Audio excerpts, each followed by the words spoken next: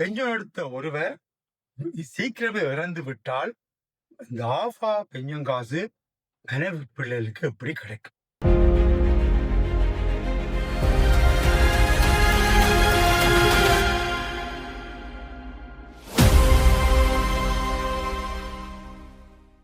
வணக்கம் தமிழ் உறவுகளுக்கு என்னோட சொன்னால் பெரிய பார்த்துருப்பீங்க. பல பேர் இந்த பெஞ்சம் காசை விடயமா போட்டிருந்தோம். பல பேர் பல கேள்விகள் இருந்தார்கள். அந்த கேள்வியிலையும் இதுக்கு நாங்கள் கொண்டு வரோம். அது மட்டும் இல்ல, சில கிடந்தால் பெஞ்சம் அதை முன்னு கெடுப்போமா, பின்னுக்கு எடுப்போமா, அதை எடுத்தா என்ன செய்யலாம், அப்படியான கேள்விகள் இங்கே இருக்கின்றன. அதை பற்றி அப்படின்னு இங்க பார்க்க போறோம். அடுத்தபடி என்னன்னு சொன்னால், சுவிட்சர்லாந்து ஒருவர் இறந்தால் அவருடைய ஆஃபா பெஞ்சம் காசு மாறுபடுமா, என்ன மாதிரி வேலை முதலாவது சொயில ஆஃபோ சொயில இருந்து இப்ப உதாரணத்துக்கு பென்ஷன் எடுத்தவர் வந்து இறந்து விட்டாருன்னு சொன்னா அதுக்கு பிறகு வந்து ரெண்ட் நின்றுடும். ஆனா மனைவிக்கு வந்து ஆஃபோ ரெந்த கிடைக்கும் பட்சத்தில் இல்லாட்டிக்கு அவாக்கு நம்ம ஆஃபோ ரெந்த கிடைக்காத பட்சத்திலும் வந்து வித்வ ரெந்தைக்கு அப்பீல் பண்ணக்கூடிய சந்தர்ப்பம் உருவாகுது. முக்கியமான விடயம் என்னன்னு சொன்னா அது வந்து கணக்கு பார்க்கும் விதத்தில் தான் இருக்குது. எவ்வளவு வித்வ ரெந்து அவாக்கு கிடைக்கும் இல்லாட்டிக்கு கிடைக்காம போறதுக்குரிய சந்தர்ப்பமும் இருக்கின்றது.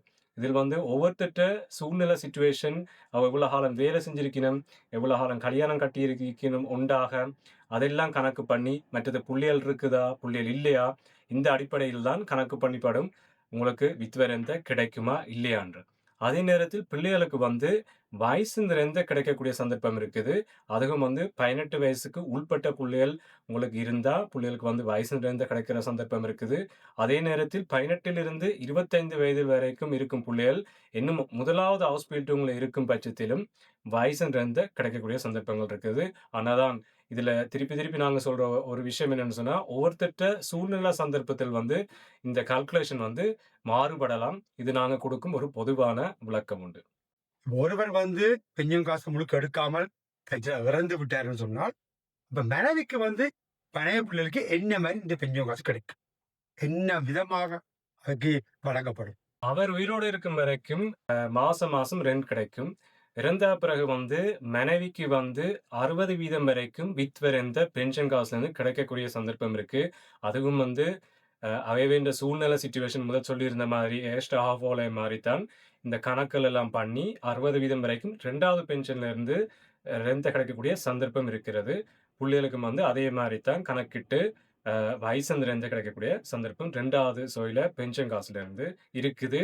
அதாவது காசை வழியால் எடுக்காம ஃபுல் ரெந்தன் சிஸ்டத்தில் அவர் வைத்திருந்து நேத்தோட இறந்து விட்டார்.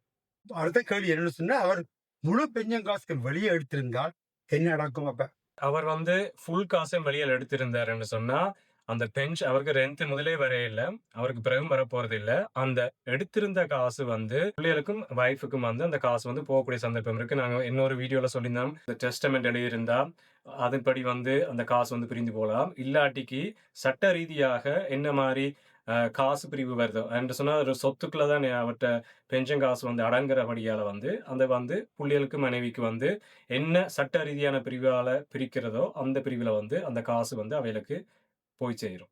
அதே நேரத்தில் வந்து இப்ப ரெந்தில இருந்து நான் முதல் சொல்லியிருந்தேன்னா வித்வ ரெந்து வந்து தொடர்ந்து கிடைக்கக்கூடிய சந்தர்ப்பம் இருக்கு 2வது சொயில இருந்து. ஆனா கபித்தால் பெட்சூக் எடுத்திருந்த பட்சத்தில் வந்து 2வது சொயில இருந்து வித்வ ரெந்த கிடைக்காது. ஏனென்று சொன்னா அவர் போட்டிருந்த காசு ஃபுல்லா வெளியால் எடுத்த பட்சத்தில் வந்து வித்வ ரெந்த மேலதிகமா வந்து மனைவிக்கு கிடைக்காது. ஒரு கேள்வி வந்து, அவருக்கு சிலவள வந்து பெஞ்சம் காசு முழுக்க எடுத்திருந்தால் வந்து ஆஃபா இருந்தாங்க, இந்த காசு வந்து அவர் இறந்தால் மரிசிக்கு வருமா? இல்ல, ஆஃபா வந்து எப்பயுமே வந்து ரெண்டன் சிஸ்டம் தான். அதுல வந்து ஏஸ்டர் சொயில வந்து பென்ஷன் மாதிரி 3 விதமான ஆப்ஷன் இல்ல, ஒரே ஒரு ஆப்ஷன் தான் இருக்கு. உங்களுக்கு நேரடியாக 65 வயது வந்த பிறகு உங்களுக்கு ரெண்ட் வர மாதிரி. அந்த ரெண்ட்டை வந்து நீங்க உயிரோடு இருக்கும் காலகட்டத்தில் மட்டும்தான் அந்த ரெண்ட்டை வந்து கொண்டிருக்கும். தனியாக நான் முதல் சொன்னது போல இப்ப மனைவிக்கும் ரெண்ட் வருது என்று சொன்னா, இப்ப நீங்க கல்யாணம் கட்டியிருந்தா அந்த மேக்சிமம் அந்த 150 வீதத்தின் கல்குலேஷன்ல இருக்கும் பட்சத்தில் வந்து அவருக்கு கூட ரெண்ட் வந்திருந்தா, இல்லாட்டி அவாக்கு அதால வந்து மைனஸ் பண்ணி இருந்திருந்தா அந்த வைஃபுக்கு வந்து அந்த கொரெக்ஷன் வந்து வரலாம். அது ஒன்று மட்டும்தான் அந்த ஏஸ்டர் சொயில இருந்து இருக்கு. ஆனா கேஷ் அவுட் பண்றதுக்கு ஏஸ்டர் சொயில இருந்து இல்ல. ஏனென்றா இது வந்து ஒரு ஷோல்சர் சிஸ்டம். உதாரணத்துக்கு நாங்க சொல்லியிருந்தோம், இப்ப ஒருத்தர் 85 வயதுக்கு மேல உயிரோட இருந்தா, அவர் கட்டின காச விட மேலதிகமா அரசாங்கத்திலிருந்து காசு பெற்றுக்கொள்ளினம். இன்றைக்கு யாராவது முதல் இறந்துச்சுனம்னு சொன்னா, அவைண்ட காசு தான் அந்த சோஷலிசத்துக்கு வந்து பயன்படுத்துறாங்க, தொடர்ந்து கட்டிக்கொண்டு போறதுக்கு. இப்ப உதாரணத்துக்கு கூட, இப்ப பென்ஷன்ல இருக்கிறவைகள் வந்து, இல்ல இப்ப பென்ஷனுக்கு போறவைகளுக்கு வந்து, இப்ப இளம் சமுதாயம் தான் கட்டுற ஆஹாஃபா காசிலிருந்து தான் அவைகளுக்கு கிடைக்கிறது. ஏன்னு சொல்லிக்க, இப்ப உங்களுக்கு நீங்க கட்டின காசு அந்த காலத்தில் முதல் பென்ஷனுக்கு போறவைகள், முதல் ஆஹாஃபா ரென்ட்க்கு போனவைக்கு தான் அந்த காசு போய்க் கொண்டிருந்தது. அதால தான் இந்த சிஸ்டம் வந்து வேலை செய்யுது. இதே கிரங்கன் காசையும் வந்து அதே சிஸ்டத்துல தான் வேலை செய்யுது. இப்ப உதாரணத்துக்கு, நீங்க வருத்தம் இல்லாட்டிக்கும் நீங்க ஒவ்வொரு ஆண்டமும் ஒரே அளவு பிரேமிய கட்டுறீங்க. இல்லாட்டிக்கு கூடிக்கொண்டு போற காரணம் என்னன்னு சொன்னா, வேற ஆட்கள் சில நேரம் ட்ரீட்மெண்ட்ல இருப்பாங்க. அவங்க வந்து செலவு கூடயா இருக்கும். டோட்டலா அந்த இன்சூரன்ஸுக்கு எவ்வளவு செலவா அந்த கணக்கெடுப்புலாம் வாராண்டம் வந்து செலவுகள் வந்து பிரேமியம் வந்து ஏறுது. அதே சிஸ்டம் தான் இந்த ஆஹாஃபோ இதுலயும் வந்து ஓகே. ஒரு விருப்பம் வீல் சொல்லிருக்க, அவருக்கு நிறைய பெஞ்சும் காசு இருக்கு. திடீரென்று அவர் இறந்தாருன்னு சொன்னால், அவற்ற காசுகள் வந்து அவற்ற பெஞ்சும் காசோ, மற்ற காசு வந்து லைஃபுக்கு கிடைக்குமா? எப்படி கிடைக்கும்? நீங்க கேட்கும் கேள்வி என்னன்னு சொன்னா, பென்ஷன் ஆறதுக்கு முன்பே ஒரு இறப்பு நடந்து விட்டால், பென்ஷனில் இருக்கும் காசு வந்து மனைவியாருக்கு கிடைக்குமான்றதான் கேள்வி.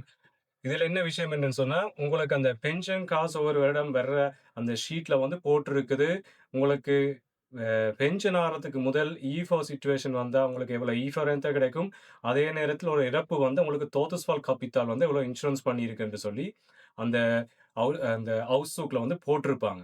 அப்ப உங்களுக்கு வந்து இப்ப அதுல போட்டிருக்கிற தோதஸ்வால் காப்பிட்டால் வந்து ஒன் டைம் பேமெண்ட்டா பே ஆகி, மற்றது மேலதிகமா வைஃப்க்கு வந்து விட்வே ரென்ட் வந்து லைஃப் டைமோ இல்லாட்டிக்கு லாங் டைம் பீரியட்ல வந்து வரக்கூடிய சந்தர்ப்பம் இருக்கு. அதுவும் முக்கியமா வந்து எத்தனை வயதில் எவ்வளவு காலம் அவையில் உண்டா இருக்கினும், இந்த எல்லா விதமான அடிப்படைகளை வைத்துத்தான் எவ்வளவு விட்வே ரென்ட் வருமென்ற கணக்கீடும் இருக்குது. அதுவும் கூடுதலாக வந்து அந்த ஷீட்ல போட்டிருப்பாங்க. ஆனா இன்னொருக்க கணக்கு பண்ணி பார்ப்பாங்க. எவ்வளவு வந்து அவருக்கு லைஃப் லாங் அந்த விட்வே ரென்ட் வரும். அதே நேரத்தில் ஃபிக்ஸா வர அமௌண்ட் வந்து இந்த டோட்டஸ்வால் காப்பிட்டாலுக்குன்னு சொல்லி போட்டிருக்கிற இன்சூரன்ஸ் பண்ண அமௌண்ட் தான் வந்து கேஷ் அவுட் ஆகும். ஆனா அது வந்து கூடாம இருக்கலாம், குறைவாகவும் இருக்கலாம். நீங்க கட்டியிருக்கும் பென்ஷன் காசை விட. அதாவது நீங்க சொல்றீங்க, அவருக்கு ஒவ்வொரு வருடமும் ஸ்டார்ட்ல வந்து ஒவ்வொரு வேலைத்தளத்தால வந்து ஒரு துண்டொன்று வேற இந்த இடத்துல நாங்கள் பெஞ்சும் காசு கட்டுறோம். அந்த பெஞ்சும் காசுல கீழே போட்டிருக்கோம். நீங்கள் வீடு வாங்கியிருந்தால் போனுங்க அகற்றும் வாங்குவதற்கும் இப்படியான நீங்க சொன்ன விடயங்களும் அந்த துண்டில் வரும். அந்த துண்டை நீங்க பார்க்கலாம். ஒவ்வொரு வருஷமும் ஜனவரி மாதம் உங்களோட சம்பளம் பேசிட்டு கூட எல்லா ஆரோக்கியம் உங்களுக்கு அதை தருவார்கள். அதை நீங்க பார்க்கலாம்.